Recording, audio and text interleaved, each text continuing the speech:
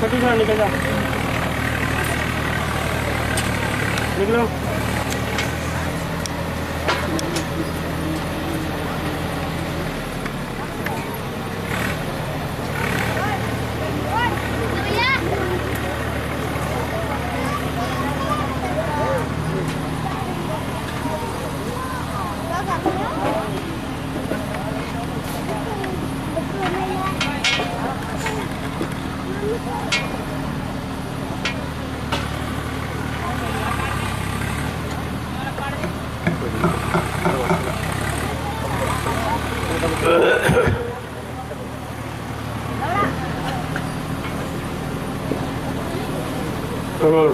सेवा करो, सेवा से इधर उधर मत, तुम्हारा निशाना सेवा ही है और सेवा सर्वोपरि है। इससे बढ़कर कोई साधन सरल नहीं। बाकी तो संत मत के सभी साधन बहुत कठिन है, लेकिन ये सेवा जो रखी गई है ये बहुत सरल है। इसको हर जीव कर सकता, चाहे छोटा हो बड़ा हो, गरीब हो अमीर हो, स्त्री पुरुष, सब कर सकते। इसलिए ऐसी ही सुलभ सेवा सबके लिए है, सब लोग इसका लाभ उठाओ। भजन से बढ़ के लाभ है।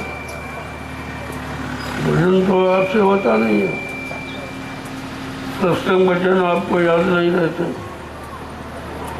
तो आखिरकार कोई न कोई तो आधार रखा जाएगा। ये जीव जाएगा कैसे? कर्मों की अदायगी कैसे होगी? जब तक कर्मों की अदायगी नहीं होगी, कोई भी जीव काल माया के देश से जा नहीं सकता। इतना उसका सख्त पहरा है। उसने पहरे में काम, क्रोध, लोभ, मोह, अहंकार जैसे प्रबल शत्रुओं को लगा रखा, जिनसे आपका छुटकारा पाना बहुत है। ये 5 जो उसने लगाए पहरेदार, 5 में से किसी से आप जीत नहीं सकते। तुमको सबने पहले से परास्त कर रखा है। ये काम से तो सभी परास्त हैं। आपने सब पर अधिकार जमा रखा और काम भाव किसी से वो निकलने नहीं देता। 24 घंटे रहता और जीवन के अंतिम श्वास तक रहता। जब तक शरीर में अन्न का एक टुकड़ा जाएगा, ये काम मौजूद रहेगा। लेकिन संतों ने इसको जीतने के लिए ये परमार्थी सेवा का आधार रखा। जब परमार्थी सेवा करोगे तो काम, क्रोध, लोभ, मोह, अहंकार आपके पास नहीं आएगा। और तुम कुछ भी करो, ये जाने वाला नहीं है। लोगों ने पूजा किया, पाठ किया, तीर्थ किया, व्रत किया, हवन, जप, तप, यज्ञ, गंगा स्नान किया, लेकिन काम नहीं। ये काम, क्रोध, लोभ, मोह, अहंकार नहीं गया। और जब तक ये जाएगा नहीं, तब तक मन तुम्हारा साधना में नहीं लगेगा। और साधना किसी से नहीं होती। अगर मन बुद्धि चित्त पर कंट्रोल, नियंत्रण हो जाए और ये तुम्हारे इशारे पर काम करने लगे तो साधना सरल हो जाएगी। और इसी के लिए सब प्रयास किया जा रहा है कि आखिरकार कौन से ऐसे साधन बनाए जाएं जिससे कलयुग का जीव अपने घर जा सके। ये सोच समझकर ये परमार्थी संविधान सेवा रखा गया। कि जब सेवा करेगा तो ना तो नींद आएगी, ना किसी की निंदा आलोचना बुराई करोगे, काम को लोभ मोह अहंकार भी नियंत्रण रहेगा। इसका बड़ा कौन सा साधन? इससे बढ़ के कोई साधन नहीं। और इसको भी अगर आपने नहीं किया तो फिर इसलिए बैठो मत। जब एक माला एक डलिया पर स्वीकार है तो कितना बड़ा लाभ है, इस लाभ को कमाओ। बैठे तो जीवन भर रहे हो, इतना जीवन बैठने में और खाने कमाने में चला गया, मिला आपको कुछ नहीं। परेशान दुख दर्द मुसीबत और आप पर आ गई। इसलिए ये परमार्थी श्रमदान सेवा का समय, इसको व्यर्थ में मत निकालो। एक एक पल घड़ी तुम्हारी बहुत कीमत की। जितनी डलियां डालोगे उतनी माला हो जाएगी। सुमरन करके आप एक भी माला सही नहीं कर पाते, कहीं इधर कहीं उधर, कहीं ऊपर कहीं नीचे, कहीं पहले नाम की कहीं चौथे नाम की कहीं तीसरे, ऐसे करते रहते हो। लेकिन ये श्रमदान सेवा का निशाना पक्का है। इसमें काल कोई दखलंदाजी नहीं कर सकता। काल की कोई चाल इसमें चलने वाली नहीं। ये ऐसी सेवा है, इसलिए सेवा को सिर माथे रखो और ये कहो हमेशा मिलती रहे। ऐसी सेवा मालिक की दया हो जाए, हम सबको मिलती रहे और हम सब अपने किए हुए पापों की भरपाई कर सके, आत्मा स्वतंत्र हो जाए, इस काल के बंधनों से मुक्त होकर अपने घर चली जाए। इसीलिए तो हम आप आए हो इस जंगल में आने का कारण और परमार्थी श्रमदान सेवा करने का मतलब क्या है। जब तक आप समझोगे नहीं तब तक कुछ नहीं करोगे। अब तो धीरे धीरे आपकी समझ में आ गया और आप लोग करने लगो। वो एक एक मिनट इसका बहुत महत्वपूर्ण है। जितनी देर बैठे हो इतनी देर में 10-5 डलिया डाल देते आप, तो तुम समय खराब कर रहे हो। आप बैठने का कोई मतलब नहीं। देखो, इस श्रमदान सेवा से सर्वप्रथम तो शरीर निरोग होगा, शरीर की बीमारियां कम होंगी, मन भी शांत होगा, धीरे धीरे निर्मल और पवित्र हो जाने लगे। ये सब इसी से होगा। ये नहीं करोगे तो कुछ नहीं, और तुम्हारे कुछ बस का नहीं। ये मिट्टी सिर पर रखना, यानी सिर पर रखे तमाम जन्मों के कूड़ा कचरा, गंदे कर्मों का जो ढेर आपने जमा किया है, वो धीरे धीरे इसी मिट्टी से उतरेगा। क्यों? ये मिट्टी 88,000 ऋषियों की पवित्र भूमि है। 88,000 ऋषियों ने जो तपस्या की है, ये तपोभूमि है। इसका ये लाभ है, लेकिन लाभ को ले नहीं पाया। किसी को मालूम नहीं है। कितने गांव बस गए, लोग खेती बाड़ी सब करने लगे, लेकिन तपोभूमि का जो असली लाभ है वो इनको नहीं मिला। क्योंकि वो लाभ तो संत महापुरुषों के अधिकार में है। जब संत आएंगे तो भूमि का अंत बताएंगे, इस भूमि का लाभ बताएंगे, इस भूमि पर रहने का लाभ, सोने का लाभ, अब जाल सेवा करने का लाभ क्या है, ये धीरे धीरे सब आपकी जानकारी में आ जाए। इसलिए आप उठो और चुपचाप अपने निशाने पर लगो। जो 3 देर बैठ के समय खराब करोगे, उतनी देर में 10-12 डलिया तो आप डाली दो, तो 10 माला आपकी हो जाएगी। वैसे अला माला तुम्हारे बस की बात नहीं है। कभी सोने लगते हो, कभी एक माला पर दूसरे करने लगे, दूसरे नहीं तो चौथी करने लगे। इस तरह से आपका समय बेकार जाता। ये सब देखा गया कि जीव कमजोर है, इसके बस का और कुछ नहीं। तो चलो ऐसा एक बीच का रास्ता निकाल दिया जाए, उस रास्ते पर चलकर इनको अपनी मंजिल में पहुंचा दिया जाए। तब ये संत महापुरुषों ने परमार्थी सम्मान सेवा का आधार रखा और कहा इसमें आपका कोई स्वार्थ नहीं। वैसे जो भी काम करते हो सब में स्वार्थ रहता है। खेती करते हो तो कहते भाई अन्न ज्यादा हो, आमदनी हो तो बाल बच्चे पल जाएंगे। देश दुनिया का काम करते हो मान सम्मान अधिकार के लिए। लेकिन ये सेवा जिसमें काल माया का कोई भी अंश नहीं, जरा सा भी, क्योंकि दयाल प्रभु ने सोच करके हम सब गंदे कमजोर जीवों के लिए सेवा रखी है।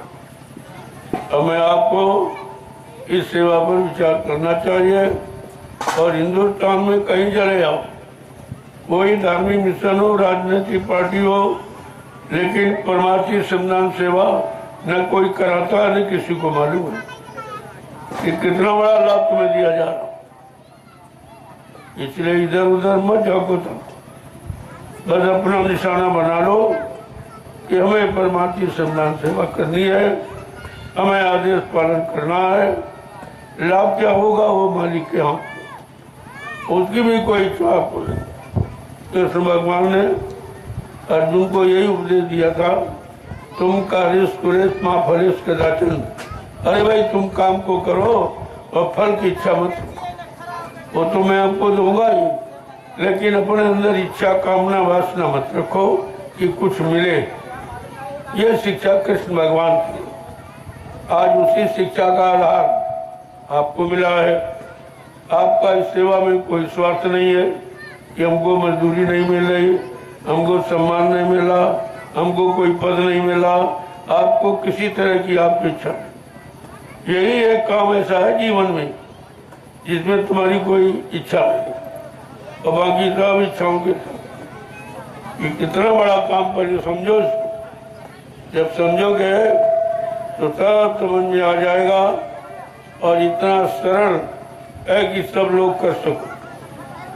बशर्ते इसमें कोई किसी तरह की बातें मत तो क्या अपने काम में लग जाओ और धीरे धीरे ये जो बहुत पास में थे इसलिए आपको सोडेलिया का इशारा किया गया था।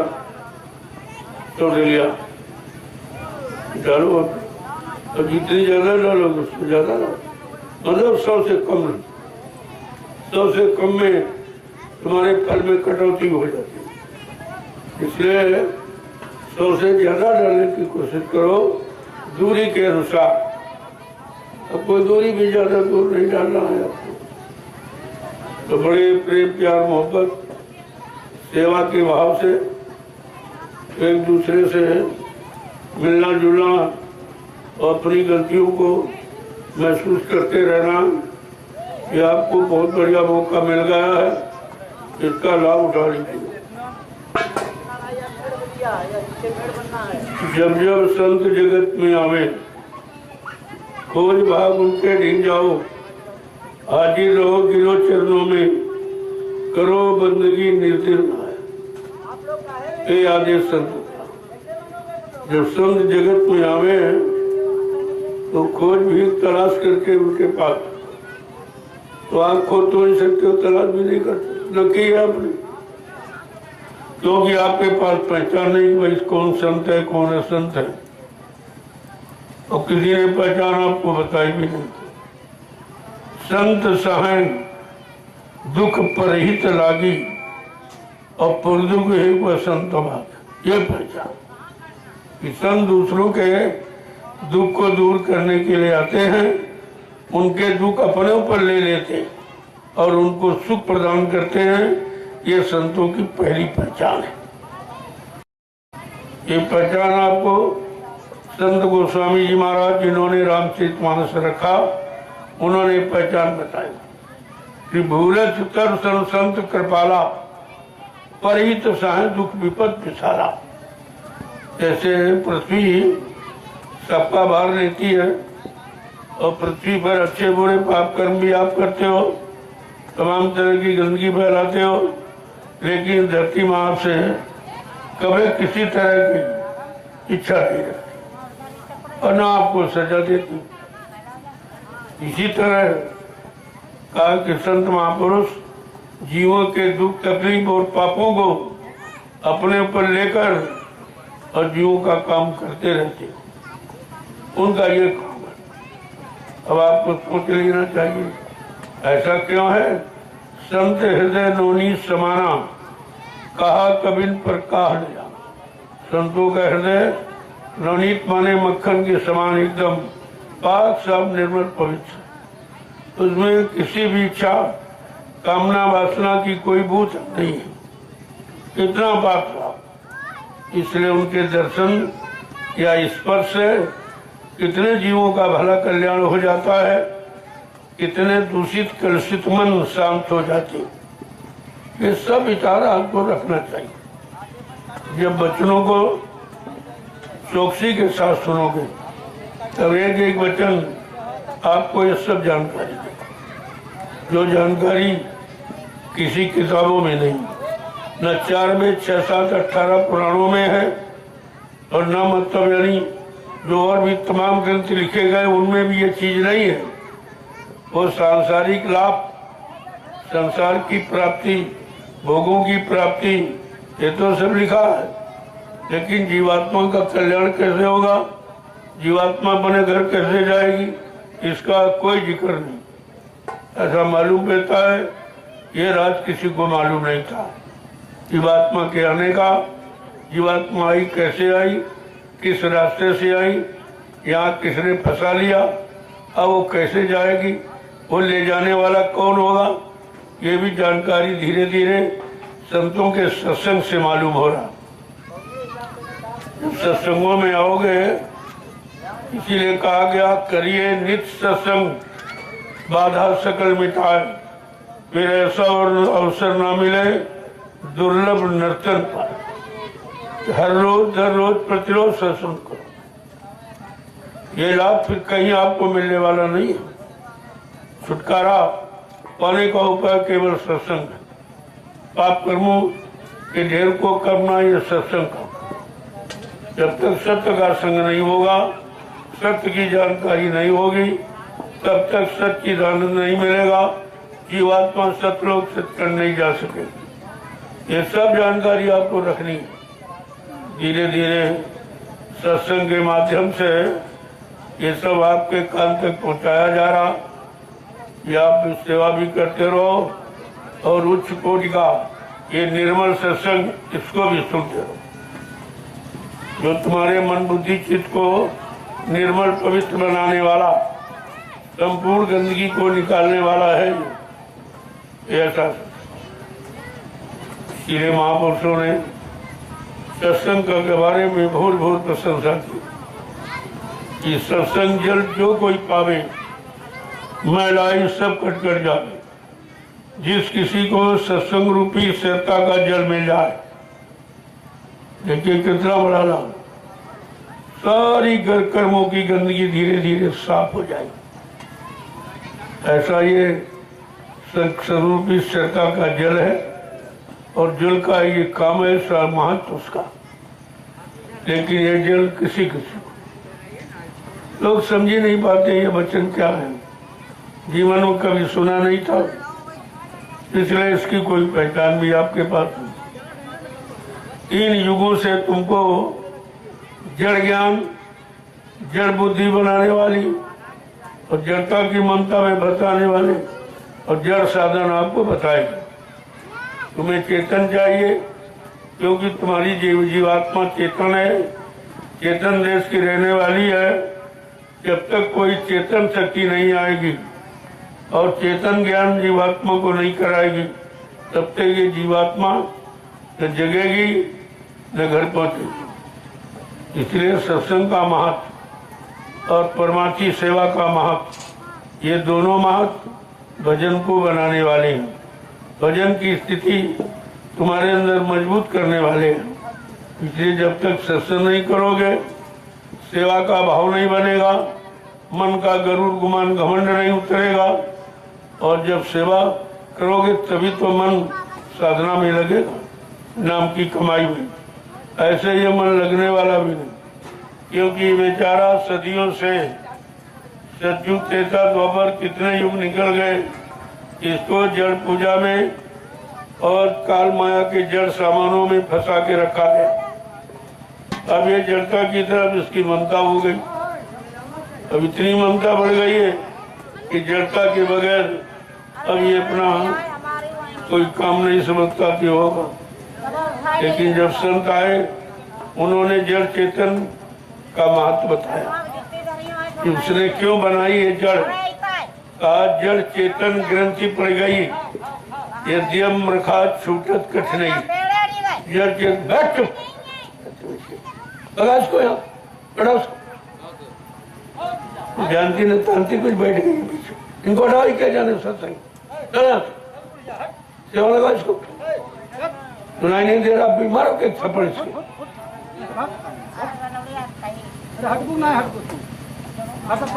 इनके एक थप्पड़ मारो, इससे नहीं जाके इसकी बुद्धि में नहीं कुछ। यहाँ शोर मचाने बैठ गई पास, यहाँ से।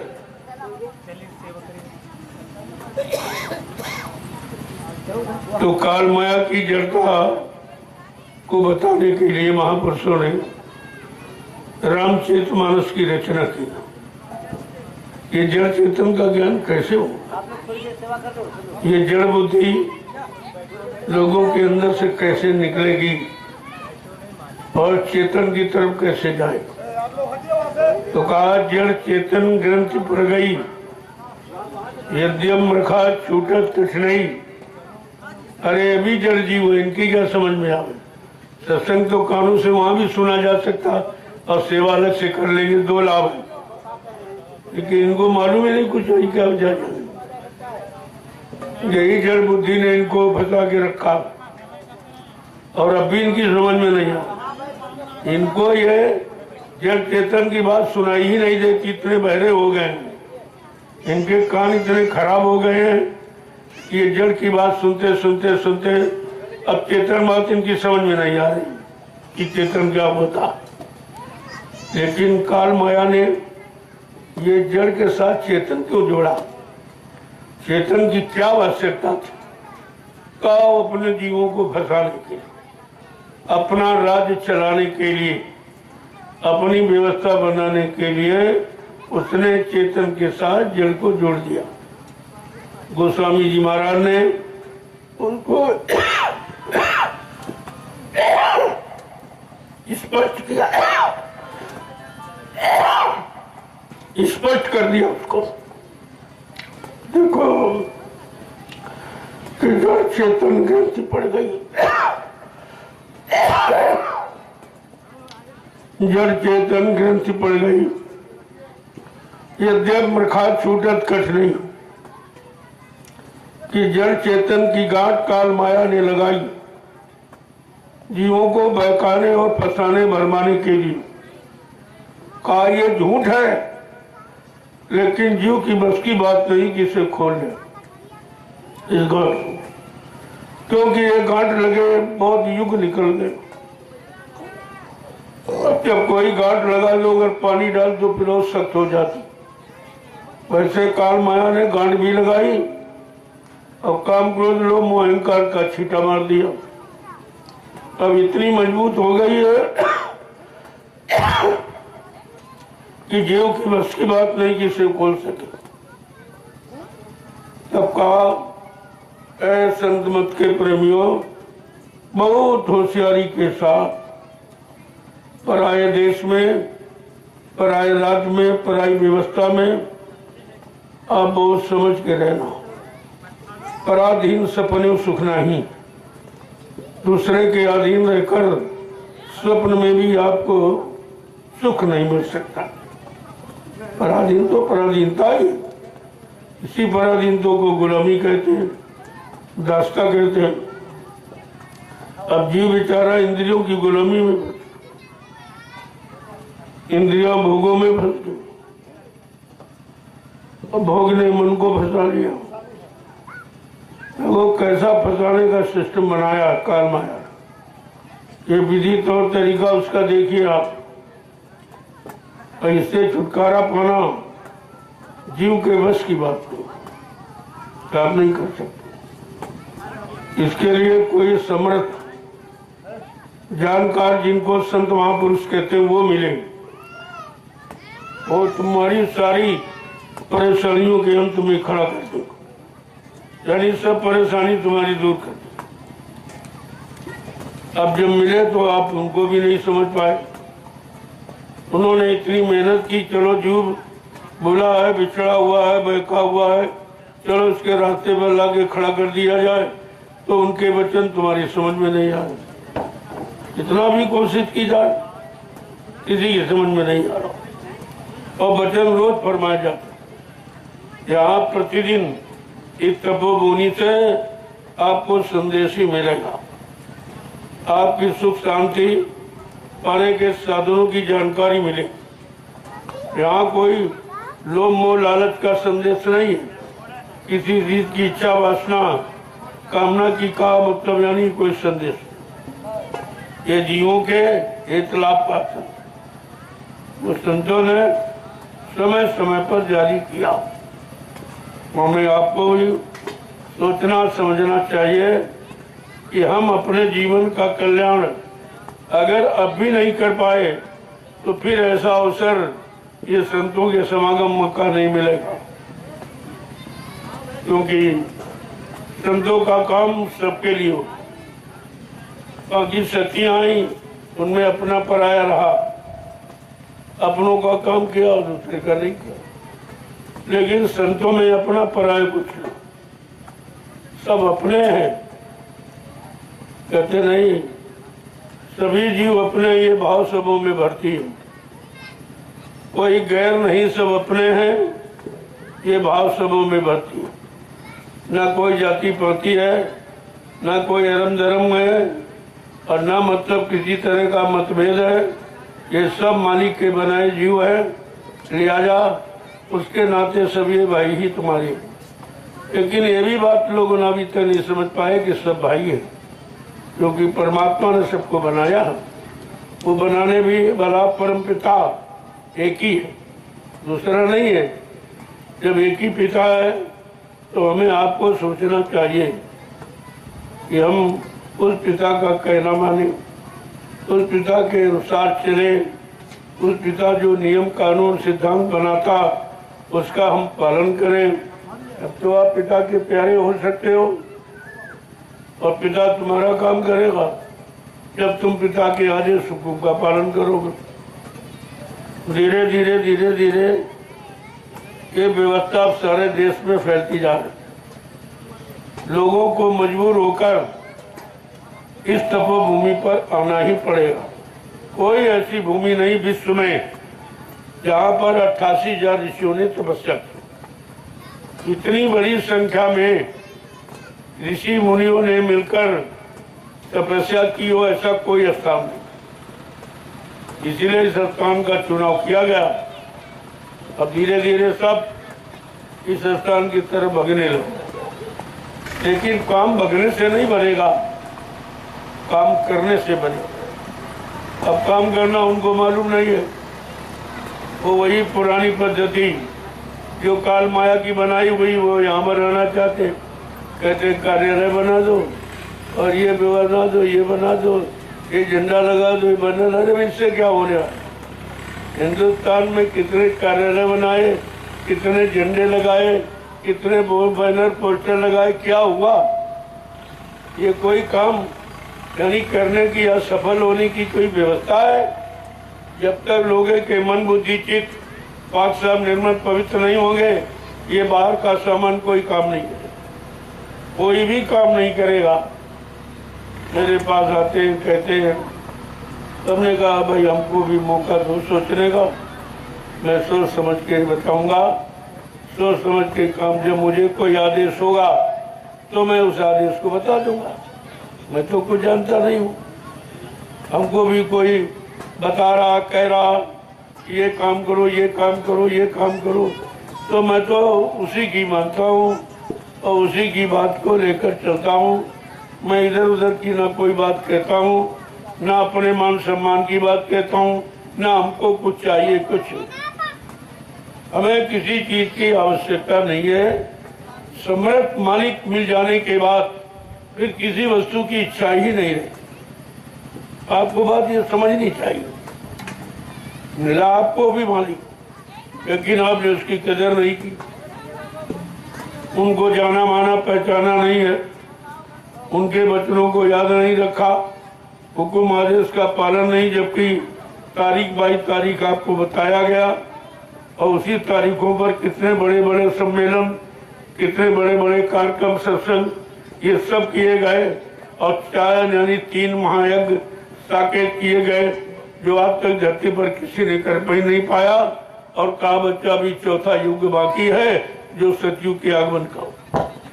चौथा यज्ञ जो सतयुग आगमन का हो, उसकी पहचान भी बताई। वो सतयुग साकेत महायज्ञ एक छोटी सी नदी के किनारे बियाबान जंगल में, जहाँ कोई रेल मोटर का साधन नहीं होगा, कोई गांव बस्ती नहीं, कोई बाजार नहीं होगी, उस स्थान पर 10 करोड़ प्रेमी इकट्ठा हो। अब 10 करोड़ प्रेमियों के लिए जगह चाहिए, कहाँ इकट्ठे हो जाए।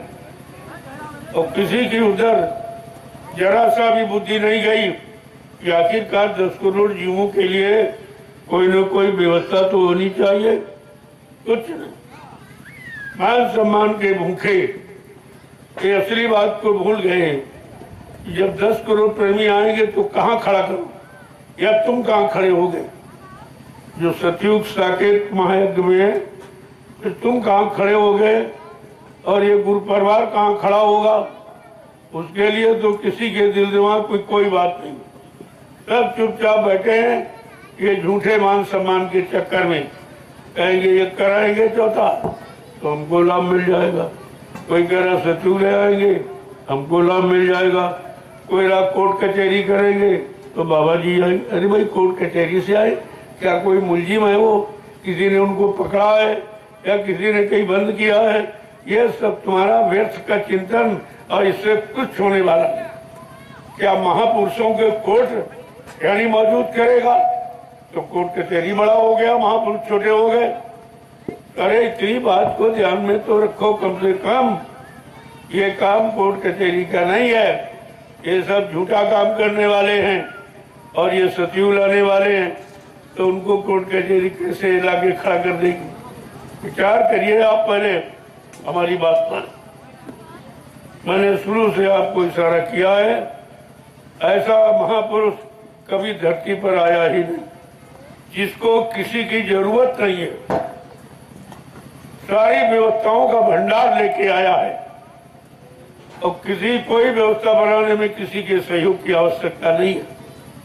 फिर भी हमें आपको ये मौका दे रहे हैं कि कलयुग के इतिहास में अपना नाम लिखा लो, अभी मौका है।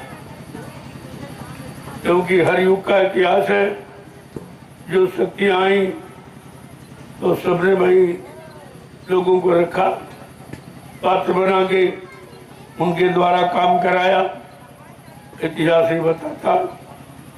लेकिन कलयुग का इतिहास ऐसा नहीं है। फिर भी सम्राट मालिक ने हम सबको एक मौका दिया कि चलो अन्य युगों की भांति भक्तों में तुम्हारा भी नाम हो जाए, तुमको भी शामिल कर लिया जाए। लेकिन अपनी मनमुखता जाहिर मत करना, अपनी दुनियावी बुद्धि लगा के फिर तुम उनके दरबार में टिक नहीं सकते हो। वो दरबार एकदम निश्चल, जिसमें किसी तरह की कोई भावना, कोई कामना, कोई इच्छा लेकर व्यक्ति नहीं आएगा, सफल होगा। इसलिए ये रास्ता बिल्कुल अलग है और अभी किसी के समझ में नहीं आ रहा, न राजनीतिक लोगों के समझ में, न धार्मिक लोगों के समझ में, क्योंकि सच्ची राजनीति वो जानते नहीं, ये सच्चा धर्म नहीं जानते, इसलिए इनके बस का नहीं कुछ। अब ये सिलेंडर होने ही वाले हैं। कुदरत एकदम सख्त नाराज है। इनके झूठे वादे, झूठे शपथ समारोह, ईश्वर को साक्षी करके बोलना फिर कुछ न करना, ये सबसे बड़ा यानी पाप है और ये सबसे बड़ा अपराध है। और इसकी सजा इनको मिलेगी, क्योंकि जब जब इनको मौका मिला तब तब ये झूठ बोले। तब तक झूठी शपथ खाए, झूठा वादा किया, अब किया कुछ नहीं, अब किया तो उल्टा किया। ये तो सजा के पात्र हैं, इनको कुछ मिलने वाला नहीं है। इसलिए आप लोग बड़ी समझदारी के साथ इस संदेश को सुनिए। और ये संदेश कहीं नहीं हो रहा, इतना स्पष्ट कोई नहीं कहेगा, और यह चीज किसी को मालूम भी नहीं। जो आज आप सुन रहे हो, ये संदेश सारे देश में जाएगा, तब लोग इस पर विचार करेंगे। बड़े बड़े ज्ञानी ध्यानियों की बुद्धि फेल हो जाएगी, ये संदेश क्या कह रहा है, ये किसकी तरफ जाने का संकेत कर रहा है, ये सब आपको बताएगा। धीरे धीरे मैं तो अपने काम में लगा हूं, मुझे किसी की बात सुनने की फुर्सत नहीं। तो मेरा काम हो जाएगा तब तुम्हारी भी सुन लूंगा, लेकिन हमें मेरे पास समय नहीं। लोगों ने कहा वो निंदा कर रहे हो बुराई का, भाई हमारा विषय नहीं है। निंदा आलोचना बुराई करना और सुनना मेरा विषय नहीं है। मेरा तो विषय ही अलग है। वो परमार्थ का रास्ता है जिसमें अपना कोई स्वार्थ न मान का, न सम्मान का, न अपमान का, ये कोई अंदर प्रवेश नहीं कर सकता।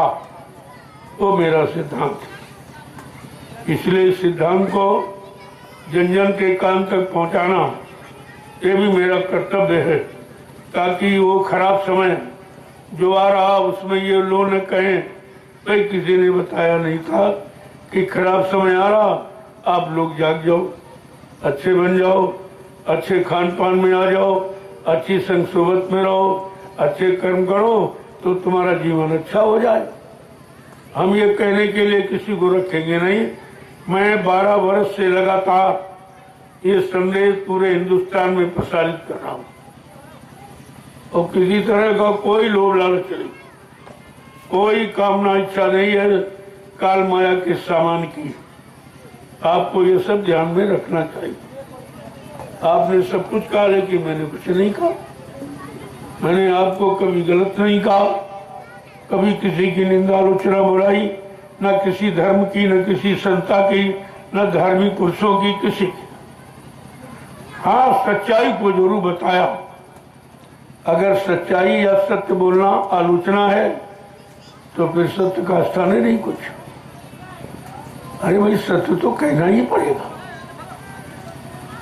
अच्छे बुरे की बात नहीं है, सत्य कहना इस सब के लाभ का। भले कुछ देर के लिए आपको खराब लगे क्योंकि आप सत्य में हो नहीं, झूठ में हो, तो झूठ बोलने वाला कभी सत्य को पसंद नहीं करेगा, या सत्य बोलने वालों को कभी अपना नहीं करेगा। पराया कहेगा, उससे राग द्वेष रखेगा, ये तो करेगा वो, लेकिन सत्य तो सत्य ही है। इसे कौन हटा सकता, कौन मिटा सकता। भले थोड़े समय के लिए आप किसी आवेश में आकर कह दो कि नहीं सत्य कुछ नहीं, लेकिन समय आ रहा है सत्य अपना परिचय देगा। ये सतयुग की बात जो बाबा जी ने की है, ये सत्य समय के आगमन की बात है। तो सत्य समय कब आएगा? जब सारा मानव सत्य ही देखने लगेगा, सत्य सुनने लगेगा, सत्य बोलने लगेगा, सच्ची जगह चलकर जाने लगेगा, हाथों से सत्य सेवा धर्म करने लगेगा, मन से सच्चा संकल्प विकल्प करने लगेगा, और बुद्धि से सच्चा निर्णय लेने लगेगा। आखिरकार वो समय कब आए? वो समय सत्य का हो। उसी समय को सत्य का समय कह लो या सतयुग का ना कह लो, एक ही बात है। यदि सतयुग कोई आदमी का नाम नहीं है जो आप पकड़ के ले आओगे। सतयुग माने है व्यवस्था। जिस दिन हम सब मानव की व्यवस्था सत्य में परिणित हो जाएगी, देखना सुनना उठना बैठना बोलना सोचना समझना करना कराना ये सत्य में परिवर्तित हो जाएगा, उसी दिन सतयुग तुम्हारे सामने आके खड़ा दिखाएगा। ऐसा नहीं है जिस समय की बात की गई है उस समय की जानकारी भी आपको दी, लेकिन ये जानकारी किसी के पास, क्योंकि तुम सतयुग में कभी रहते ही नहीं। तुम तो काल के बनाए झूठे राज साम्राज्य की इच्छा रख करके अपने जीवन का अनमोल समय खराब कर रहे हो। जो कर रहे हो ये कुछ जाने वाला नहीं, जो रख रहे हो वो साथ ले नहीं जा सकते हो, तो फिर ये काम झूठा ही तो है। जो तुम्हारे साथ न जाए, तुम्हारे काम न आए, तुम्हारे जीवन को नरकों से न बचा सके, तो वो सत्य कैसा है, वो अच्छा काम कैसे माना जाएगा। लेकिन इस तरफ तुम्हारी भी बुद्धि अभी नहीं है, तुम केवल कहते हो, करते नहीं हो, इसलिए तुम्हारी समझ में कुछ नहीं आ। बिना किए तो अनुभव होता ही नहीं, बिना किए कोई लाभ देता नहीं है। ये तो आप जान ही गए हो, तो फिर करना चाहिए। फिर कहने में सब लोग क्यों लगे हो, ये भाषण, वो स्पीच, वो प्रवचन हो रहा, ये हो रहा, वो हो रहा, और काम कहीं नहीं हो। जिस काम के लिए प्रवचन भाषण किया जा रहा वो काम कहीं नहीं, तो इसका मतलब क्या हुआ तुम्हारे कहीं। इतना नेता है 70 साल से भाषण ही दे रहा, जितने महात्मा सब प्रवचन ही कर रहे हैं, न धर्म रहा न राज्य रहा, दोनों चीजें चली गई। फिर तुम्हारे कहने का मतलब क्या हुआ, ये तुमको बताना पड़ेगा।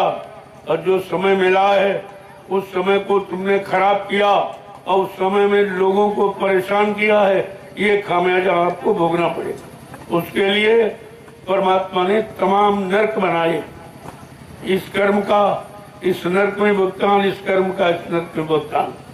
तुम्हें भी नरकों की जानकारी नहीं है, तुम्हें नरकों का ज्ञान नहीं है, तुम्हें नरकों पर विश्वास नहीं है, लेकिन जब जीवात्मा निकल के जाएगी उसको ये पता चलेगा कौन कौन नरक।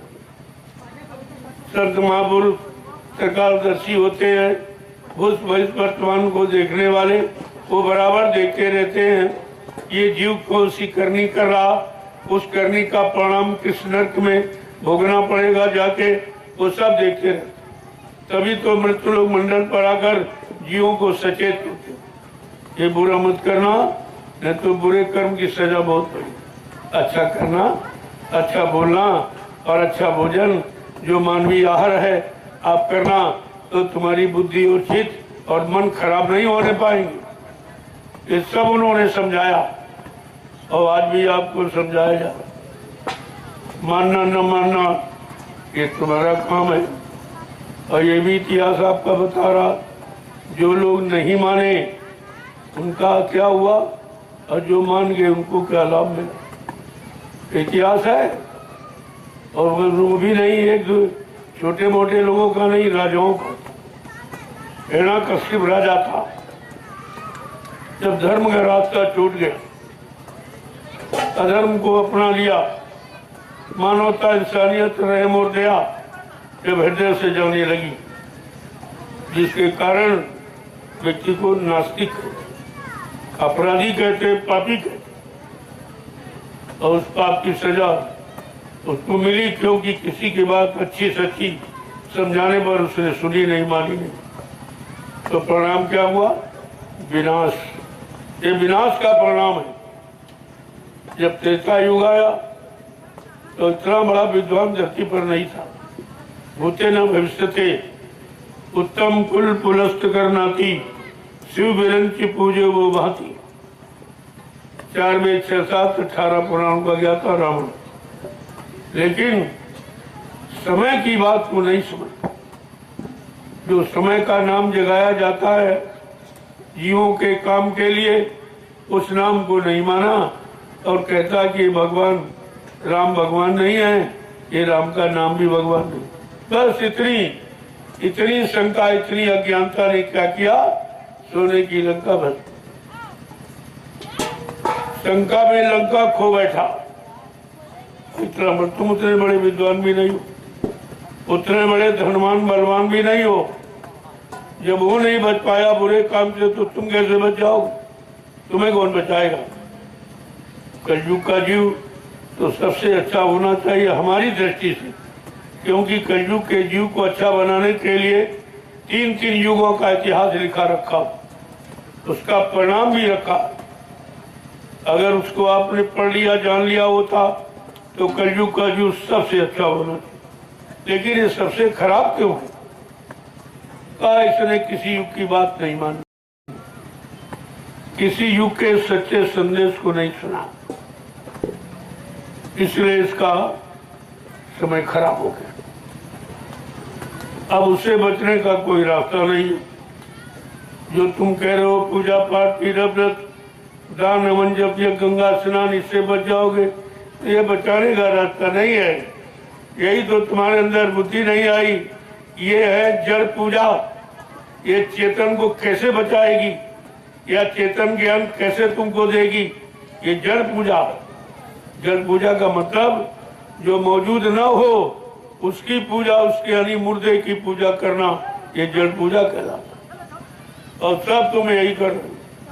पूरे देश में 3-3 युगों से जड़ पूजा हो रही है, लिहाजा उसका परिणाम भी आपके सामने आ गया। इतना खराब समय कभी नहीं, तो फिर पूजा नहीं किया था। और वही पूजा अच्छे काम के लिए होती है, शांति लाने के लिए, सुख शांति के लिए होती है, सबको अच्छा बनाने के लिए होती है। तो यहाँ ये सब खराब क्यों? सब मांसाहारी शराबी क्यों हो गए? सब दूषित कर्मों में क्यों फंस गए? गंदे खान पान में फंसकर अपनी मानव बुद्धि क्यों खराब कर ली और खराब कर्म क्यों करने लगे? क्या इस पर आपने कभी विचार किया बैठकर? इस पूजा ने तुम्हारा कौन सा काम ठीक किया? किसी काम को नहीं बताया पूजा, और किसी काम को करके भी नहीं दिखाया। तो संतों ने पूजा का विरोध नहीं किया, आलोचना नहीं की, बल्कि उसका अर्थ बताया। इस शरीर इंद्रियों से जो पूजा करोगे तो शरीर इंद्रियों को लाभ मिलेगा, आत्मा से पूजा करोगे तो आत्मा को लाभ मिलेगा। ये तो सीधा रास्ता इसमें, यानी मतलब निंदा आलोचना की क्या बात? चाहे दोनों कर लो चाहे एक कर लो। जो शरीर इंद्रियों से करोगे, पूजा पाठ तीर्थ व्रत दान हवन जप गंगा स्नान, उससे क्या मिलेगा? मान मिलेगा, सामान मिलेगा, सम्मान मिलेगा। और आत्मा से भजन करोगे तो भगवान मिलेगा। ये भगवान मिलने वाला वो सामान मिलेगा। चाहे दोनों कर लो चाहे एक कर लो। महात्मा कोई विरोध थोड़ी करते, महात्मा दोनों रास्तों की जानकारी देते। इस रास्ते पर चलोगे तो ये मिलेगा, यहाँ पहुँचोगे, और इस रास्ते पर चलोगे तो ये मिलेगा, पहुँचा देगा तुमको। तो इसमें कोई आलोचना निंदा की बात नहीं होती। ये तो महात्मा कभी करते ही नहीं। तुम उनके सिद्धांतों को न समझ पाओ, उनके नियम कानून कायदे पर न चल पाओ तो बात अलग है, लेकिन वो कभी किसी का बुरा नहीं चाहते। साधु से हो न कारज हानि। साधु संत महात्माओं से कभी किसी के काम की कभी हानि हो ही नहीं सकती, क्योंकि वो अपने लिए अपने स्वार्थ लोभ लालच किए नहीं आते। किसके लिए आते हैं? परमार्थ के कारण साधुन धरा शरीर। परिवार समाज देश धर्म हित जो आया है, जिसने शरीर धारण किया, वो शरीर रात पात धन दौलत पाने के लिए नहीं धारण किया। उसका तो शरीर धारण करना जीवों के लाभ देने के लिए। तुम बात ही नहीं समझ पाते। अपना जैसा हाथ पैर नाक कान मुंह वाला समझते हो, तभी आपको शंका हो जाती। इसलिए सच्चाई के साथ, लगन के साथ जब वचनों को सुनोगे तो अच्छाई बुराई का ज्ञान आपको हो जाए। सत्य क्या है, असत्य क्या है, ये सब आपकी जानकारी हो जाए।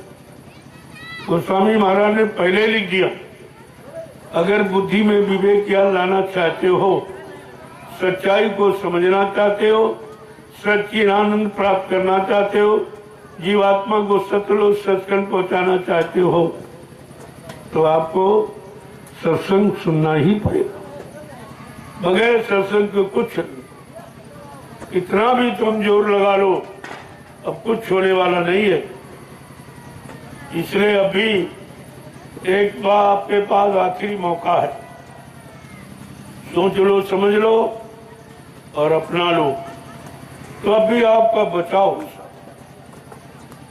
और नहीं तो अहंकार यहाँ किसी का रहा नहीं। तुम तो कुछ भी नहीं हो, भले अज्ञानता में अपने आप को कुछ लगाते हो, लेकिन तुम कुछ एक झटका भी नहीं बर्दाश्त कर सकते। और कुदरत सख्त नाराज है, ये बार बार जानकारी आपको दी। उसकी नाराजगी आपकी समझ में नहीं आ रही। उसकी नाराजगी को दूर करना किसी इंसान की बस की बात नहीं है। उनका संबंध महात्माओं से होता है और महात्माओं का सीधा संबंध प्रकृति से होता है। वो प्रकृति से तुम्हारा सब कुछ काम करवा सकते हैं, लेकिन जब तक वो आदेश नहीं देंगे प्रकृति कुछ भी नहीं करेगी। और तुम अगर अपने आप को बड़ा समझते हो तो आदेश देख लो, देखे तुम्हारा आदेश तो जनता नहीं मानती है, तो मतलब प्रकृति से क्या बात है? उसका तो तुम्हारा वहां कुछ पहुंच ही नहीं सकता। इसलिए एक एक वचनों को संभाल के रखो। ये वचन तुमको हर तरफ से बचाने का काम करेंगे। ये वचन कोई स्वार्थ लोभ लालच या स्वार्थी लोभी लालची बनाने के लिए नहीं है। संतों के वचन, ये सब जानकारी आपको रखनी चाहिए। कितने दिनों से लगातार वो वचन आपको सुनाए जाते हैं जिससे आप मुसीबत, आपत्ति, बीमारी, महामारी, लड़ाई झगड़ा, दैवी प्रकोप, दुर्घटना, अकाल मौत से आपका बचाव। तो हमेशा आपसे कहा, यहाँ कोई लोभ लालच की बात, यहाँ से किसी से कुछ लेना नहीं देना। लेने वाले तो सभी हैं, देने वाला कोई नहीं। और देने वाला देता और लेना वाला राक्षस होगा। जब दो ही चीज है, देवता और राक्षस। अगर देने वाला देवता है तो लेने वाला राक्षस हो गया, और अगर लेने वाला देवता तो लेने वाला राक्षस। ये बात समझनी चाहिए। खाली मुंह से कह देते हो, विचार नहीं करते। अरे जो वचन मुंह से निकालो, एक एक वचन पर पहले विचार कर। वाणी ऐसी बोलिए मन का आपा खोई, औरन को शीतल लगे आपो शीतल। ये है वचन वाणी की परख। अगर परख विचार करके बोलते हो कि हमारी वाणी से लोगों को कोई तकलीफ ना हो, किसी तरह का कोई लोगों में शंका संदेह बोल भ्रम न हो, कोई गंदगी ना आने पावे, तब तो आपके वचनों का बोलना ठीक। अगर तुम्हारे वचन भी हो रहे हैं और लोग खराब भी हो रहे, आज यही हो रहा। इतनी धार्मिक किताबें सुनाई जा रही, लेकिन कोई धार्मिक नहीं बन पाया। सब अधर्मी बनते जा रहे। कोई शाकाहारी नहीं बन पाया, सब मांसाहारी शराबी बनते चले जा रहे। कोई अच्छा सच्चा ईमानदार नहीं बना पाया, सब बेईमान लूटपाट करने वाले ये सब बढ़ते जा रहे। तो तुम्हारे धार्मिक ग्रंथ कर क्या रहे?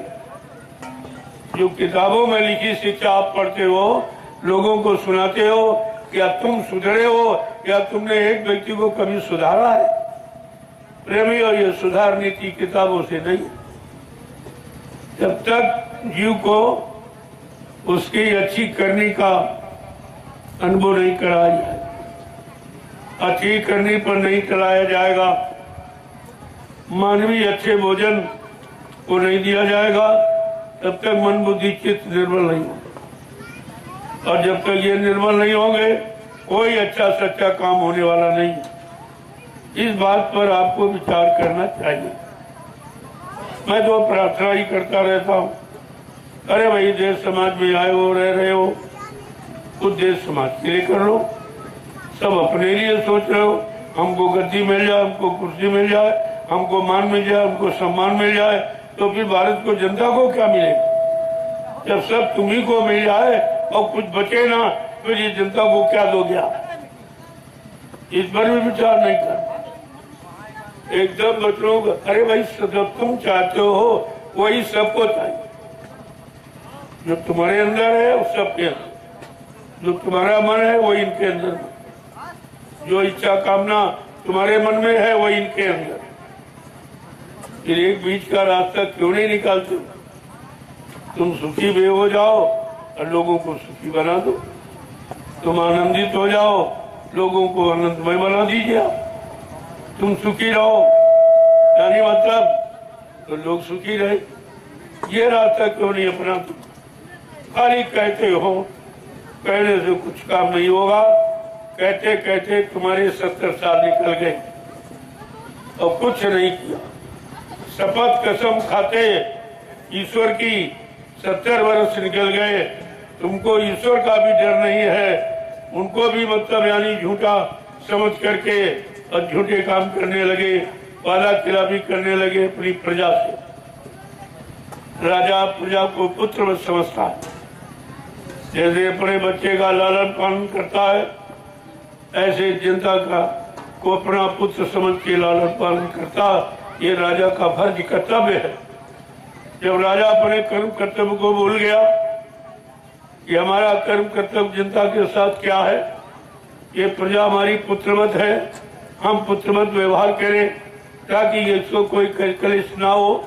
और इसीलिए राजनीति में संत गोस्वामी जी महाराज जिन्होंने रामचरितमानस लिखा, उत्तरकांड में बड़े 7 शब्दों में था, अगर इस भारत जैसे धार्मिक देश को अगर राजा की जरूरत है तो राजा कैसा होना चाहिए? जा सुराज प्री प्रजा दुखारी, देखे इतना साफ गोस्वामी जी महाराज ने रामचरितमानस के उत्तरकांड में लिखा राजा के लिए कि जा सुराज प्री प्रजा दुखारी, सो न पवस नरक अधिकारी। जिसके राज में प्रजा दुखी है वो राजा नरक में जाएगा। क्या इन लोगों ने ये नहीं पढ़ा है? क्या रामचरितमानस श्री राम की जय बोलते हो, झंडा लिए घूम रहे हो, क्या श्री रामचरितमानस की कोई बात नहीं समझ में आती? अरे श्री रामचरितमानस ही श्री राम है और श्री राम ही श्री रामचरितमानस है, ये क्यों नहीं समझते? ये तो वचन तो ये कह रहा तुम्हारे लिए, तुम उन वचनों को भी नहीं मानते हो कि जिसके राज में प्रजा दुखी है वो राजा नरक में जाएगा। तुमको नरक का भी भय नहीं, क्योंकि नरक की परेशानी तुम्हें याद नहीं है। कितने नरक भोग के आए हो, परेशान होकर आए हो।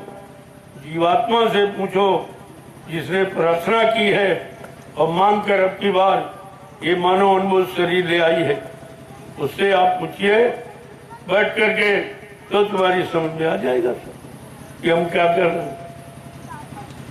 इतना बड़ा संदेश रामचरितमानस श्री राम ने दिया है, जिसको संतों ने कह के समझाया कि जा सुराज प्री प्रजा दुखारी, सो न पवस नरक अधिकारी। जिसके राज में प्रजा दुखी होगी वो राजा सीधे नरक में जाए, कोई नहीं बचा सकता उसको। और जो उसके साथ रहते वो भी नरक में जाएंगे। अरे भाई जहाँ वो जा रहा वही तो तुमको ले जाएगा। इतने लोग साथ में जुड़ रहे हो, जहाँ वो जा रहा वही तुमको भी ले जाएगा, उन्हीं नरकों में। ना तुमको मालूम ना उसको मालूम, इसलिए तुम्हारी समझ में नहीं आ रहा। महापुरुषों ने ये जानकारी क्यों लिख के दी कि राजनीति बिन धन धर्मा, प्रभु समर्पे बिन सत्कर्मा। ये धार्मिक देश की धार्मिक राजनीति ये धार्मिक पुरुषों के द्वारा। धार्मिक कौन है? शाकाहारी, सदाचारी, ब्रह्मचारी, उसको धार्मिक। बगैर इसके ये धार्मिक देश की धार्मिक राजनीति नहीं चलाई जा सकती। प्रभु समर्पे बिन सत्कर्मा, सत्कर्म करके करने की इच्छा रखेगा और ये सब प्रभु के समर्पित है।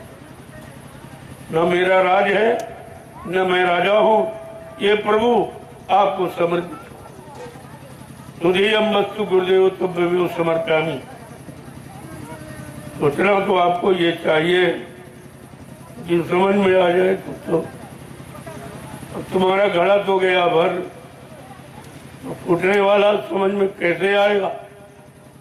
जब पाप स्वार्थ लोभ लालच का घड़ा भर जाता है, जब फूटने का समय आता है तो मानव की बुद्धि कैसी हो जाती, ये भी लिखा है। कोई चीज छोड़ी नहीं है। वो भी लिखा। लेकिन तुम्हारे पास पढ़ने का समय नहीं, ना मानने की तुम्हारे अंदर इच्छा। जब जैसी हो तब्यता तब तैसी मति होए, काल रेख की लेख को मोड़ सके नहीं खोए। कितना साफ लिखा। जो आपने किया है उसका फल पाने का समय, उसी को होनी कहते हैं, वो आ रहा है। उस समय मानव की बुद्धि विकृत हो जाती। क्यों? कि उसका पापों का घड़ा फूटने वाला। ये सब लिख करके रखा और संतों ने उसकी जानकारी दी। आप तो सब वचन समझ नहीं पाओगे। एक संत ने लिखा और दूसरा संत उसका अनुमोदन कर रहा, उसको समझा रहा, बता रहा। तो आपको तो सोचना चाहिए था। तो नहीं सोचोगे तो भाई समय खराब आ रहा, उससे तुम भी नहीं बचोगे और तुम्हारी प्रजा भी नहीं बचेगी। ये दोनों को नुकसान होगा, राजा प्रजा। मैंने आपसे प्रार्थना की थी चुनाव के पहले कि हिंदुस्तान की माली हालत इतनी अच्छी नहीं है, लिहाजा भारत की जनता को देखकर और अपने आप को समझकर आप चुनाव को रोक दीजिए, आगे करा लेना। जनता तुम्हारी है, अच्छा काम कर लो, ये कर्जा खत्म हो जाए, सब शांति सुकून में आ जाए, चुनाव करवा लेना। मैं कब मना करता? मैं तो आगे का समय खराब देखकर इशारा करता हूँ। मानो कोई ठीक है, ना मानो तुम जानो। नहीं माने, पहले का इतना कर्जा लदा है और 70 अरब इस चुनाव का फिर से कर्जा लदा। ये कौन देगा? ये भारत की जनता। कोई नेता लीडर नहीं देगा, कोई सांसद विधायक नहीं देगा, कोई प्रधानमंत्री मुख्यमंत्री नहीं देगा। ये कर्जा भारत की जनता को रो रो के देना पड़ेगा। ऐसा नहीं है, कोई देने वाला दूसरा नहीं। ये किसान है, मजदूर है, छोटे कर्मचारी अधिकारी हैं, छोटे दुकानदार व्यापारी, यहीं से लिया जाएगा और कोई देने वाला नहीं है।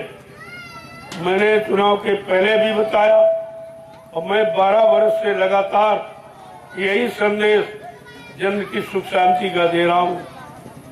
मानो ना मानो, ये तुम्हारी बात है, मेरा फर्ज और कर्म कर्तव्य है, मैं वो अदा करता हूँ।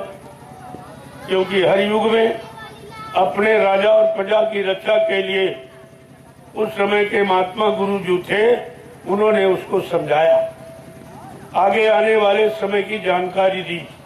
देखो ये समय खराब आ रहा, तुम इस तरह से अपने काम करो कि तुम्हारा और तुम्हारी जनता का सुकून बना रहे। सबने पालन किया, लेकिन आपकी समझ में क्यों नहीं आ रहा कि आप में झूठा अहंकार है। महात्माओं को समझना, देखना, ये तुम्हारे बुद्धि के परे। तुम समझ ही नहीं सकते कि महान आत्माएं किस लिए आती हैं और कौन सा काम करके जाती हैं। मैंने तो इशारा किया है, आज भी इशारा कर रहा हूँ। अगर आप सच्चे भारतवासी हो तो अपनी भारतीयता में आ जाओ, अपनी भारतीय पहचान को बताओ। तुम कैसे अपने आप को भारतवासी कह रहे हो? तो पहचान हमेशा वेशभूषा से होती। हर देश की वेशभूषा अलग है, लेकिन भारत की खिचड़ी है। खिचड़ी किसी एक का नहीं, सबकी नकल कर रहा। पहली बात तो आपकी वेशभूषा नहीं, भारत जो ऋषि मुनि महात्माओं की बनाई हुई है, कुर्ता धोती है, कमीज पैजामा है, सदरी टोपी और पगड़ी और लंगोटी, ये भारतीय वेशभूषा जो नियमित और संयमित है। इसको पहनकर अपनाकर तुम्हारा मन शांत हो जाएगा और जो दुखेंगे उनको भी शांति प्रदान। इसलिए हमारी प्रार्थना है भारत के समस्त प्रेमियों को जो रहते हैं कि आप लोग भारतवासी हो। भारतवासी किसी जाति मजहब धर्म के नहीं, कोई फिरका, कोई बंटवारा, कोई मतभेद नहीं। सब लोग भारतवासी अपनी पोशाक में आ जाओ, वेशभूषा में आ जाओ, तो क्या होगा? तुम्हारा मन शांत होगा। इतनी शांति है, ये ऋषि मुनि महात्माओं की देन है जो उन्होंने वेशभूषा को रखा है। ये पैंट पत्रों, ये अंग्रेजों की पोशाक। तुम अंग्रेजों की बात तो करते हो, अंग्रेजियत तुम भी नहीं छोड़ पाए हो। तुम भी अभी गुलामी स्वीकार किए हो, बगैर गुलामी में तुम रह ही नहीं सकते हो, इसलिए तुम्हारे संदेश का कोई प्रभाव नहीं पड़ेगा। मैं बार बार कहता हूं कि आप भारतीय वेशभूषा में आ जाइए, भारत देश की गौरव गरिमा को बढ़ाओ, अपने देश को आगे बढ़ाओ, उज्जवल भविष्य करो, क्योंकि भारत विश्व का गुरु था और फिर होगा, इसे कोई रोक नहीं पाएगा। ये मैं चैलेंज के साथ कह रहा हूं, लेकिन उसका समय निश्चित है। समय के पहले लोगों को सुधरने का मौका, कहने का मौका, सोचने का मौका, समझने का मौका दिया जा रहा, ताकि कोई ये न कहे कि महात्माओं ने हमको समय नहीं दिया। आपको समय दिया गया, मानो न मानो, करो न करो, तुम्हारी बात। फिर परिणाम से आप बच नहीं पाओगे। तुम जो शक्ति इकट्ठा की है, वो मेरे पास पैसा है जो चोरी से, जनता की चोरी अपने बताया तुमने? किसी नेता ने, किसी राष्ट्रपति, प्रधानमंत्री, मुख्यमंत्री ने, किसी सांसद, विधायक ने बताया कि मेरे पास कितना धन है, और तुम्हारा सब ले लिया, तुम्हारा जायदाद सब ले लिया। कितना रुपया है, कितना सोना है, कितनी चांदी है, कितनी जमीन है, कितने मकान है, कितने बच्चे, सब तुम्हारे होंगे, और उनका तुम्हारे पास कुछ नहीं। ये कैसा प्रजातंत्र? क्या इसी को प्रजातंत्र कहेंगे? प्रजा राजा एक ही भाव में, अंतर नहीं है। प्रजातंत्र का मतलब कि प्रजा ही राजा है, लेकिन ऐसा नहीं। वो कहने के लिए है, प्रजा को तो कोई अधिकार ही नहीं है, न बोलने का, न सोचने का, न कहने का, न रोने का, न आंसू पोंछने का, कोई न न्याय मिलने का, न सुरक्षा, न महंगाई, न गरीबी, न बेरोजगारी, कुछ भी अधिकार नहीं है। फिर ये कैसा प्रजातंत्र है? अरे ये भी आपको बताना पड़ेगा।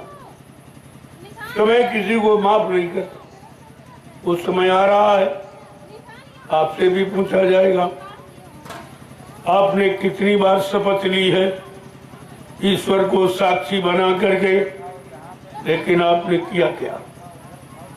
अपनी कर्म कहानी देखो। ये जो आपने कर्म किए हैं वो तुम्हारी बही बन गई कर्मों की, उस बही के अनुसार सजा मिलती है। तुम्हारे पहले बड़े बड़े राजे महाराजे आज भी नरकों में पड़े, जमराजा की जूतियों की मार खा रहे, उनको कोई बचाने वाला नहीं है। क्या तुम्हारा कुछ और है? अरे इसको तो समझो, अपने भारतीय इतिहास को समझो, इतिहास के गौरव गरिमा को समझो, तब तो ठीक है। नहीं तो मनमानी यहाँ किसी की नहीं चलती, किसी की भी कोई नहीं मनमानी कर पाया, और किया तो उसी तरह का उसको दंड का भुगतान करना। जय गुरुदेव, जय गुरुदेव, जय गुरुदेव। तो मेरी एक ही प्रार्थना है भारतवासियों से, आप अपनी भारतीयता पहनावे पोशाक में आ जाओ, वेशभूषा में आ जाओ, तो तुमको भारतीय बनने का, कहने का गर्व होता है। और अपने भारतीय खान पान, जो ऋषि मुनि महात्माओं का बनाया हुआ शाकाहारी, सीजनल अनाज, सीजनल दालें, सीजनल सब्जियां, फल फूल, मेवे, दूध, मक्खन, मलाई, घी, इसको कहते हैं सात्विक आहार। यह है भारत का आहार। जब ये आहार करोगे तब तुम्हारे अच्छे सच्चे विचार बनेंगे, अच्छे सच्चे विचार बनेंगे, अच्छे कर्म करोगे तो आपको, आपकी जनता को अच्छा फल मिलेगा। ये फल पाने का ये है। तीसरी बात, अगर तुम हिंदुस्तानी हो तो अपनी हिंदी भाषा संस्कृत को प्रधान करो, उसको लाओ। विदेशी भाषाओं को बोलकर अभी तुम विदेशियों की गुलामी में ही हो। तुम उनकी भाषा के गुलाम हो, उनकी वेशभूषा के गुलाम हो, उनके भोजन के गुलाम हो, तो तुम्हारी गुलामी गई कहाँ? अब तो असली गुलाम हो कि बगैर उसके तुम रह ही नहीं सकते। एक बार विचार तो करो कि जिनको भगाने के लिए देश में लोगों ने कितनी कुर्बानी दी है, कितनी माताएं निपोती हो गई, कितनी बहनों का सुहाग लुट गया, तब आजादी का दर्शन हुआ। आज वो आजादी जो इतनी बड़ी त्याग तपस्या के बाद मिली, आज उसकी बर्बादी। ये क्या होगा? क्या बर्बादी के लिए आजादी दी गई, कुर्बानी दी गई थी, अपने आप को न्यौछावर किया था, बलिदान किया? अरे नहीं, तुमने किया, लेकिन जिन्होंने किया उनकी तो गौरव गरिमा को ध्यान में रखो। तुम्हारे में तो दर्द नहीं आ सकता वो, क्योंकि जाके पैर न गई बीमारी, जो सो क्या जाने पीर पर आई। तुमने तो कुर्बानी दी नहीं है, तुमने तो मतलब यानी खून खराबा अपना कराया नहीं है, अपने सुख को न्यौछावर किया है। ये काम तो तुमने नहीं किया, लिहाजा वो भाव तुम्हारे अंदर नहीं बन सकता है। लेकिन देश के नाते और भारतीय बनने के नाते उनको मानना ही पड़ेगा, उनकी गौरव गरिमा का ध्यान रखना पड़ेगा, नहीं तो आगे की व्यवस्था बिगड़ जाएगी। फिर इस तरह कभी कोई कुर्बान होने के लिए तैयार नहीं होगा और देश की गौरव गरिमा कम हो जाएगी। इस पर आप विचार कीजिए। मैंने प्रार्थना की है, इस पर राज्य के लोग, धर्म के लोग, सब लोग इस पर विचार करें। मैं सबसे प्रार्थना रूप में कह रहा हूं, क्योंकि देश को अब इसकी जरूरत है। बगैर ये जरूरत पूरी किए देश को कोई भी माई का लाल खुशहाल नहीं बना सकता। ये मैं चैलेंज के साथ कह रहा हूं। इसलिए आप लोग मेरी प्रार्थना स्वीकार करो तो आपके लिए अच्छा रहेगा। नहीं मानो न मानो, खुशी आपकी। हम मुसाफिर हैं, कल अपने घर जाएंगे। हम मनवाने नहीं आए, हम प्रार्थना करने आए, ताकि देश अपना है। हम सब देश के निवासी, हमारी जन्मभूमि है। इस भूमि को प्रणाम करो जिस पर आपने जन्म लिया, और सारा जीवन जो तुम्हारी आधार बन के रही है, इसको नित्य प्रति प्रणाम करो। और ये कहो कि माँ, हमसे कोई अपराध न होने पावे, कोई गलत काम न होने पावे, कोई हिंसा न होने पावे, तुम्हारे पर छाती पर कोई खून न बहने पावे। इस तरह की शपथ आपको लेनी चाहिए। ये शपथ सच है, बाकी तो झूठ है। वो तुम रोज ही दोहराते हो, कागज के पन्नों पर लिख दिया, उसको पढ़ के दोहराना, ये शपथ। ये शपथ नहीं है। शपथ का मतलब शांति का पथ, रास्ता, सद्व्यवहार का, सत्कर्म का, सदाचार का, उसको कहते हैं सतपथ। अभी तुमने समझा ही कहाँ इसको कि शपथ का मतलब था कि कागज पर लिख दिए और उसको पढ़ दिया और ईश्वर को ये साक्षी कह गए, क्या शपथ हो गई? ये तो कितनी बार आपने शपथ खाई है, पढ़ी है, कुछ नहीं हुआ, कुछ नहीं हुआ। अब कुछ नहीं किया और तुम्हारे बस का कुछ है भी नहीं। ये समय बहुत निकल गया। जितनी बार मौका दिया गया उतनी बार तुम्हारे पर जनता के कर्मों का बोझा लाद दिया गया। ये कितने जन्म लेकर भी इसे अदा नहीं कर पाओगे। अभी तुम हंसी मजाक समझते हो, तुम्हें कर्मों का खेल कहाँ मालूम। कर्मों का हिसाब और माया का प्रसार ये संतों के सिवा कोई जानता ही नहीं। तुम कहां से जान जाओगे।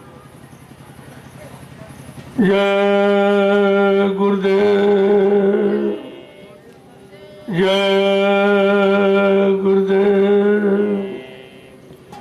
जय गुरुदेव।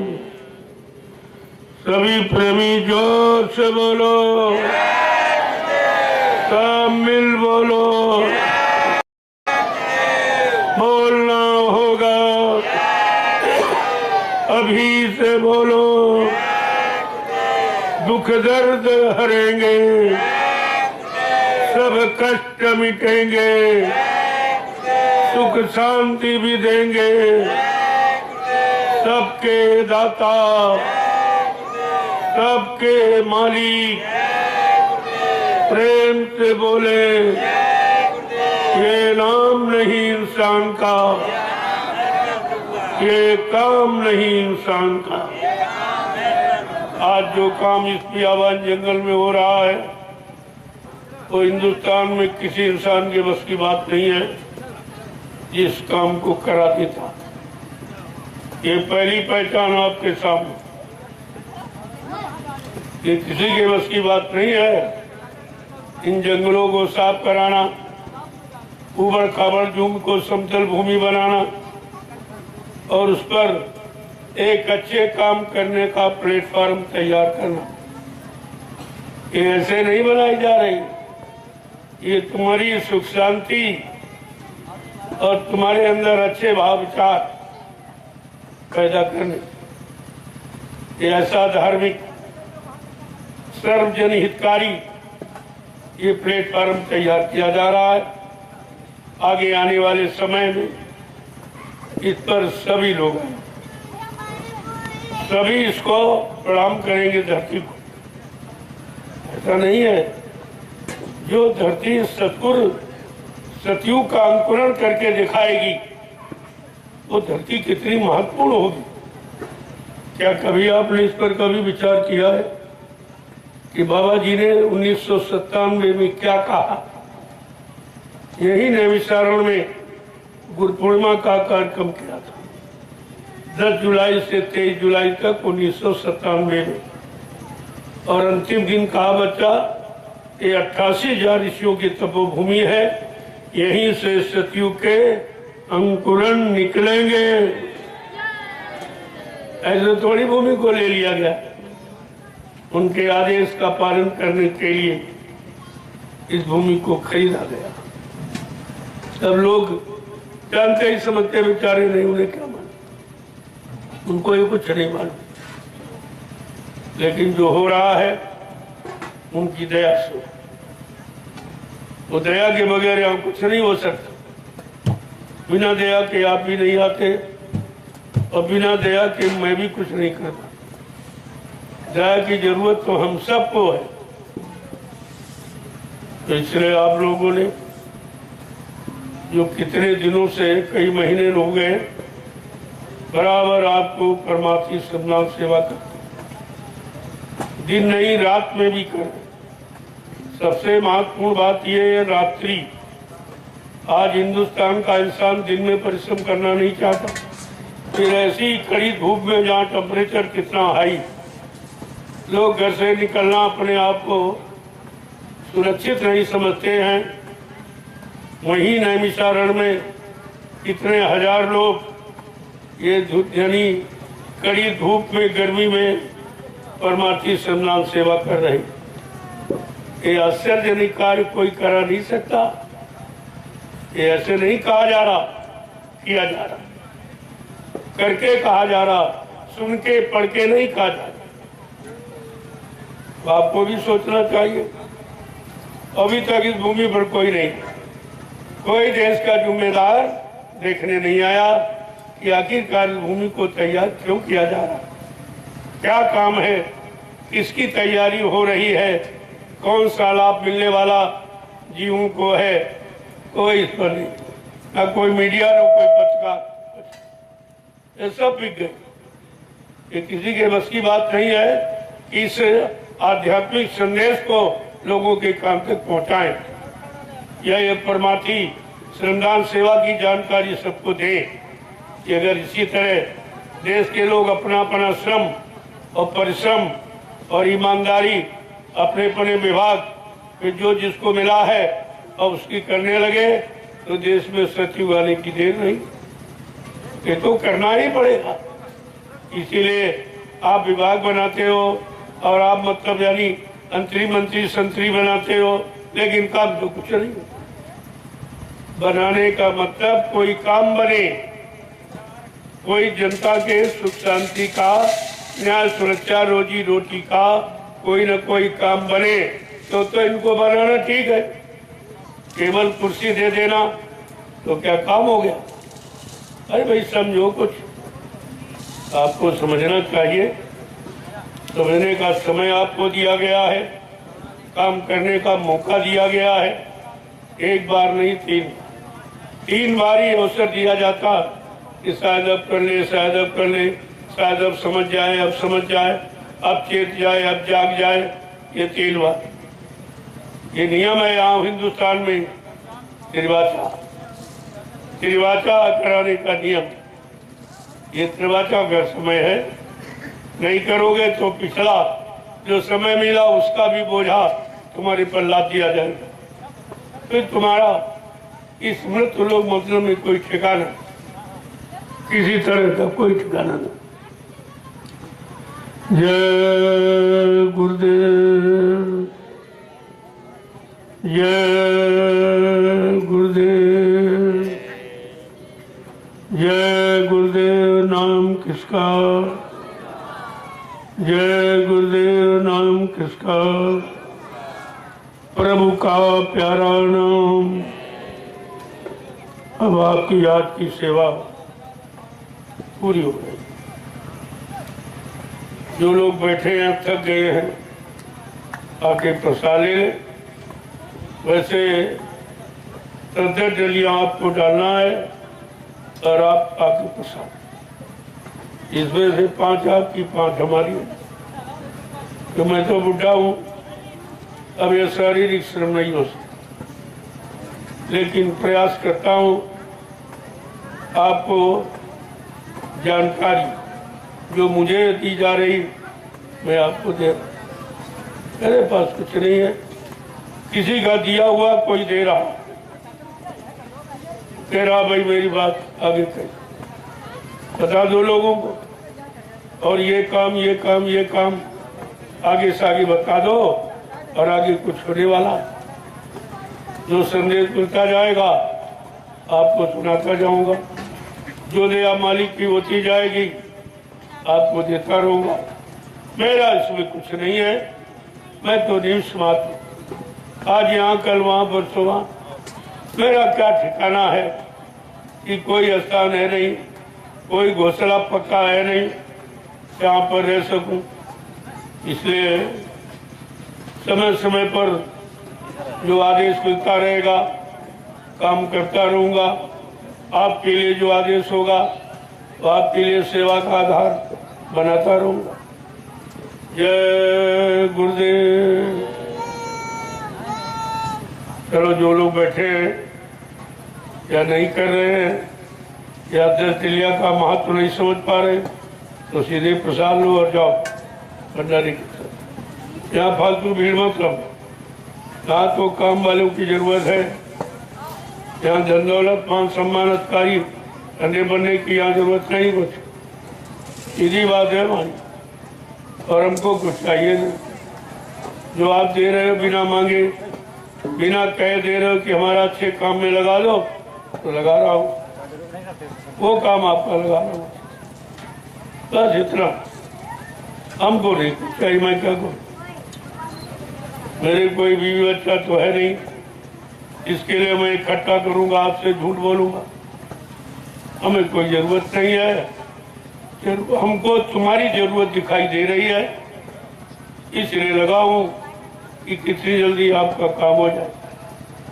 क्योंकि 1 रोटी मैं खाता हूँ 24 घंटे में आपकी दी हुई, और ये कपड़े आपने दिए तो पहन लिए। मेरे पास अपना कुछ नहीं, लंगोटी छोड़कर मेरा अपना कुछ नहीं है, ये सब आपका दिया हुआ है। तो सोच रहा हूँ आपकी रोटी खाता हूँ, आपके कपड़े पहनता हूँ, तो आपके काम में लगाओ, जितनी जल्दी आपका काम हो जाए। बस इतनी बात, और कुछ हमको कुछ नहीं चाहिए। तो आप दे रहे हो, मैं चुपचाप उठाकर तुम्हारे इसी काम में लगा रहा हूँ। इतनी ये जमीन देखो आपकी, वो मेरी नहीं है। मेरे नाम 1 इंच जमीन में, मेरे नाम 1 नया पैसा भी नहीं है। कोई खाता, कोई बैंक बैलेंस, कहीं कुछ। मैं जैसा बैठा हूँ वैसे हूँ। जब चाहूँगा आप देखते हो उठा के चल देता हूँ, इधर चला जाऊँगा, जिधर भेज देंगे, जिधर आदेश कर देंगे उधर चला जाऊँगा। तो जो मेरा तो अपना कुछ है नहीं, मेरा जीवन भी अपना नहीं है, वो किसी को समर्पित है। अब वो जैसा चाहेंगे वैसा काम करा लेंगे। मैं कुछ करने वाला भी नहीं हूँ, न बुद्धि है न विवेक है। अब उनकी दया है, वो दया में कुछ भी करा ले और हम आपको आदेश देकर वो दया का पात्र बनवा दे।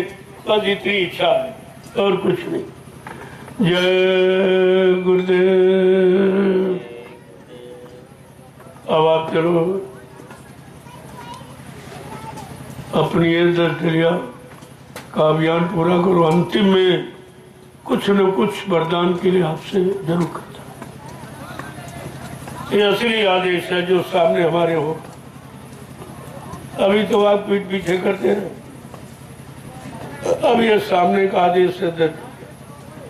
5 अपनी 5 हमारी। मैं तो बुढ़ा हूँ, अब ये संदान नहीं। हाँ, मैंने भी अपने गुरु का आदेश मानकर बहुत संदान। तुम उतना नहीं कर सकते हो। 8-8, 10-10 घंटे लगातार फावड़ा चलाना, लगातार जलिया ढोना, तमाम तरह की अन्न और सेवाएं वो सब करना, जंगल को साफ करके आश्रम का निर्माण, मथुरा, ये सब मेहनत से हुआ। ऐसे नहीं, मेहनत की है तब आपसे मेहनत करवा रहा हूँ। उसका लाभ मिला है तो आपको लाभ मिल जाए, इसलिए आपको से प्रार्थना करता हूँ। यहाँ कोई काम इस तरह का नहीं है कि मैं कोई आदेश देने वाला हूँ। हमको भी कोई आदेश देता है, मैं आपको सुना देता हूँ। जय गुरुदेव।